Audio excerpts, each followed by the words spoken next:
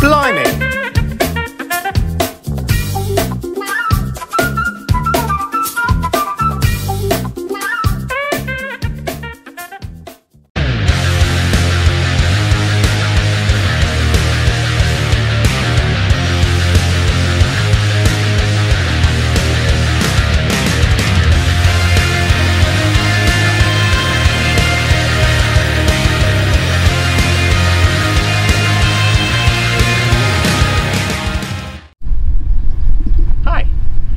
Boat guy, and my wife just bought her first boat.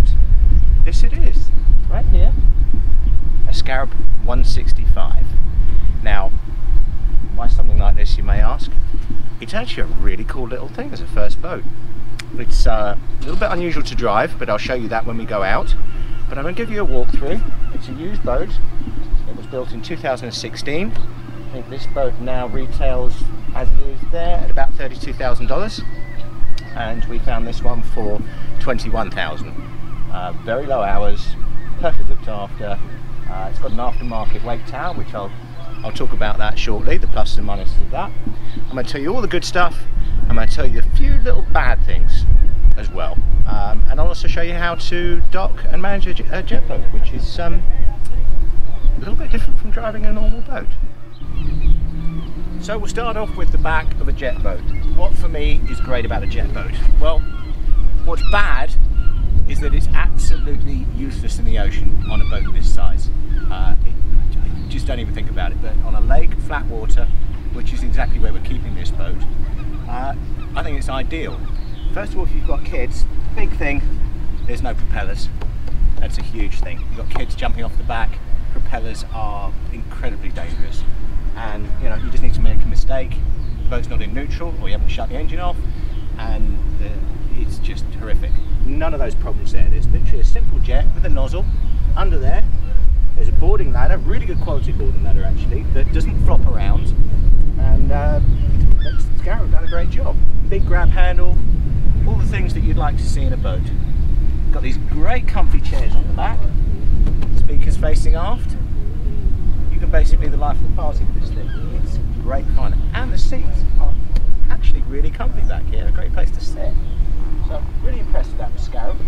The other thing with the upholstery, they've used ultra leather, which formerly used this stuff as well. There's a number of high-end boat manufacturers that use this stuff. The thing about it, it doesn't fade. This boat in 10 years, as long as you look after it, these seats won't look horrible. They'll look just the way they do now. Which I think is pretty good on a boat of this price, which is interesting because it's a 16-foot boat, but the quality is there of, let's say, a 33-foot formula would cost you $200,000 or more, and it's the same stuff they use throughout, so it's all really good. Now we can talk about the wake tower. Honestly, if you're going to buy one of these things, I would get the Scarab wake tower, not an aftermarket one. A couple of faults with this installation is they've mounted this one, or however they've set it up for this boat, the position that it's mounted in actually obstructs the fuel fill. So it's a little bit tricky to fill it up. You've got to sort of get in behind it. But other than that, I would say this is great. This is really good. Makes it much easier for boarding, much easier for tying off, which comes to my, what's my biggest gripe on this boat. We only have two cleats, one here, well 4 actually, obviously port and starboard, but we've only got one cleat here and one cleat at the bow, which actually you can't fender off the middle if you don't, you've got nothing to tie it to, you can't tie fenders to the throttles, so that's probably my only big gripe. But we do have this wake tower, so we can hang fenders. You know, other thing, if you're trying to raft off, then the only way you can raft off if you don't have this thing is to turn your fenders into sausages, link them together like sausages and run them down the side, which is what we had to do on the weekend. But yeah, no, this is really good, makes it really easy to manoeuvre around the boat. And also, of course, it's a wake tower, so you can put speakers on it. We put a mount here for a wakeboard and a ski. Obviously you can run them off both sides. And also, because you're towing from the centre, I'm not sure if you can see this, if you're towing water sports toys or particularly something like a mono ski, it will drag the boat all over the place without doubt. But because you're towing from the centre of the boat, it allows you to tow people without any problems. It's not going to affect the way the boat handles. So if you're going to use it for water sports, thoroughly recommend. Okay, let's talk about stowage, which interestingly enough, this boat is not much bigger than your average bathtub. However, you've got a really good ski locker in there, fire extinguisher obviously, great place to put life jackets, boat hook with a paddle. What other lockers we got? So there's a nice locker here. It's kind of shallow, again fully lined though. This is a dry locker, you don't really have to worry about things getting wet in here. It's pretty nice. So you know, cleaning stuff, that sort of thing, tow ropes, whatever you like. And there's also a forward locker here, which is actually a wet locker. Water's going to get into this, and it's fully drained, so water will run out. But look, it's fully lined. You also have cup holders, 4 of them between the seats, and cup holders aft on the transom. And lastly, we have here more storage. So there's actually, this goes all the way under here, so you've got plenty of room. We've got 3 ski life jackets in there and shoes and stuff. We just throw them in there. This here, you've got your nice little handy compartment. We've got our flares, which are mandatory. Sound signalling device, very simple. This is one of the running lights. This is your red and green. Very simple. Flip these things up, plug it in, and that's your forward navigation lights. And we have the same on the stern. There's the same piece of equipment over there, and that particular light is much taller, the anchor light, which sits in here. The other thing that's pretty good, when we got this boat, the sound system, although it was all there, we've got speakers on the tower, we had these nice Jensen speakers already on the boat, but it wasn't really particularly loud. So I put an amp in. Really simple, you just unscrew 1, 2, 3, 4, 5, 6 screws. This whole panel lifts off. Everything electrical is under here. So if you want to upgrade the stereo, really simple. You've also got room here for a 10-inch subwoofer if you want to put it in. I don't think we need it, so I'm not going to do that. But the other thing I did, Scarab do these lovely LED lighting setups for this boat, and they backlight the boat from behind the seats. So I decided to do exactly the same thing with about $40 worth of waterproof LEDs and a couple of hours of my time. Very easy to do, and it's a lot cheaper than spending $1,200 on the Scarab installation that is exactly the same. So this is this boat with a $30 lighting upgrade. Okay, pretty simple boat to operate really. We've got stereo controls here. You've got forward and reverse neutral, obviously neutral now, and you've got single throttle. Again, they're nicely balanced, nicely weighted controls. All pretty nice. What next? Well, we've got nav lights. There's your switch for your nav lights. Here is the blower. Anyone that's never had a boat before, this is a petrol boat, so you run this 3 minutes or so, that blows any of the gasoline fumes that might be in the engine bay out of the back, and minimises any risk of any horrible fire accidents or anything like that. So that's what that does. This is a bilge pump. So a bilge pump, that's what it says on the tin essentially. In the bilge, which is the bottom of the boat, is a pump. You turn that on, it pumps the water out. I think on this boat you've got one fore and you've got one aft. Okay, so we're going to leave the dock in a minute, but I'm going to show you something about the helm. As we look at the helm, I'm going to start her up. So this whole startup procedure, you see you've got the rev counter and you've got the speedometer. They've just gone, they've just done an engine check. So when you own one of these, if you're going to start it up, do an engine check before you do it, which all it is, turn the key on, and it will tell you if there's any problems, detects any problems before you can start the engine, fuel system, that sort of stuff. The other thing you have here, this boat has different sets of modes, which is, I haven't used them truthfully, but I think they could be useful. So there's, as you scroll through them, we've got one which is docking mode. And what that does is it doesn't allow you to suddenly open the throttle and ram the boat into somebody else's boat. It literally cuts the power right down. So whether it gives you more manoeuvrability, I'd probably say no. I just think it's probably there to stop you doing something a bit stupid. You've also got cruise mode, so basically you can set the top speed of the boat. So as an example, if you're wakeboarding and you want to wakeboard at 18 miles an hour as a maximum, and you're a bit concerned that perhaps you might not be looking at what you're doing and you're going to tear the arms off the poor guy behind the boat, so you can set, I think it's A, B, C or D, what levels of speed you're going to go up to. So this boat obviously goes up to 42 miles an hour.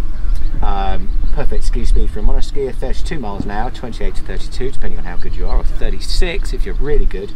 And you can set that up so you've got a range of speed that you work in between, which is kind of nice if you're not used to taking someone around and skiing them.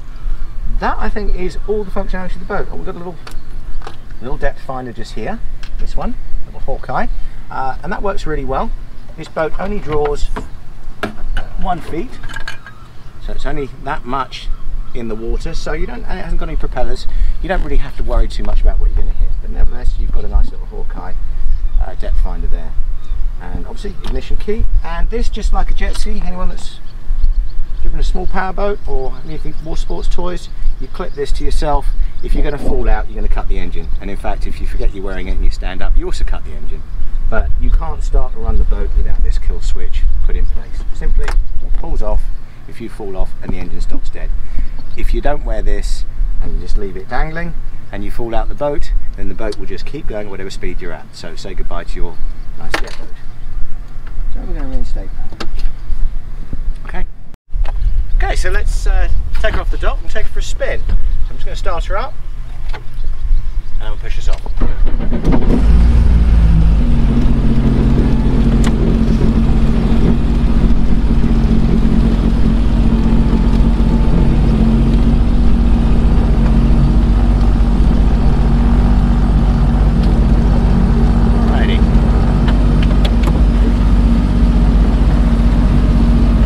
Show you what's weird about a jet boat. So on a normal boat, if you're in neutral, it just goes straight. This, you still have propulsion that will turn you sideways, or in fact it will turn you around in its own length. Very odd, but it's the best way of describing this thing would be if you've driven on a fairground ride, one of those Dodgem cars. See, look, donuts. And it's in neutral. Why though? So the other thing about this boat, a normal boat has mechanical grip because it's got a propeller which is holding onto the water and channeling water. This has a jet, so wherever you point the jet, the boat is going to go in that direction. So when you apply that to how the hell do I dock it, because the thing just wants to do donuts all the time, how do I dock it? Well, that's kind of how you dock it, you do donuts. So what I found, the best way to maneuver this boat in, if you look, I'm doing little nudges, and if I want to steer, I'm going to turn the wheel in the direction I want to go and I'm going to nudge it forward, otherwise it's just going to do a donut, and then you can correct it with the steering after. So if you want to bring it in, so what I'll do is I'm going to swing this around and bring it in as I would if I wanted to go into stern 2. So little nudges. I'm going to start turning the boat into the dock. A little bit more, little nudges. Nudges. And now I can literally spin it around and just walk it in. See the dock? And there we go. Simple.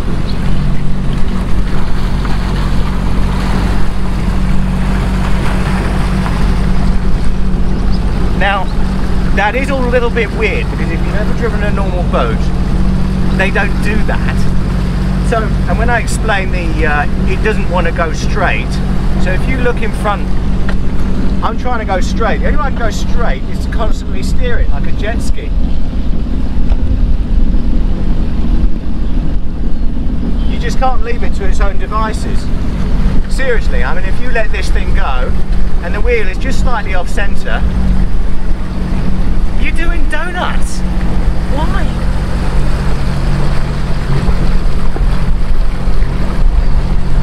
Anywho, so now we're going to head out into the lake. I'm going to show you what this thing is really good at. It's going fast. Okay, so we are now approaching the end of the no wake zone. This is the Back Bay, Sandusky, Ohio. Lovely here, very flat water.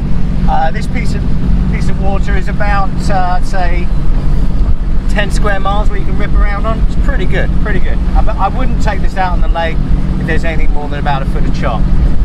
So now we'll talk about jet boats and propulsion.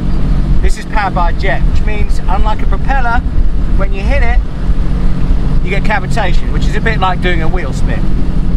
This has none of that. It's got instant grip. Instant grip as far as speed is concerned. No grip as far as cornering is concerned. Just grip for acceleration. So we've got the wake marker, no wake zone marker just coming up here. As soon as we get past that, you'll see what I mean.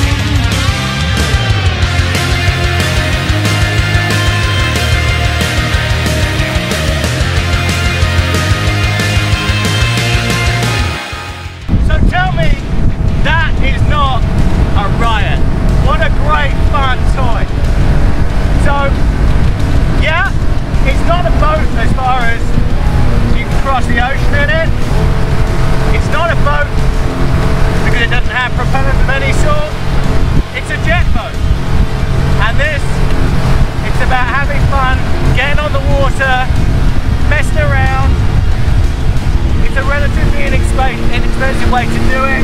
It's not a difficult boat to own. I love it.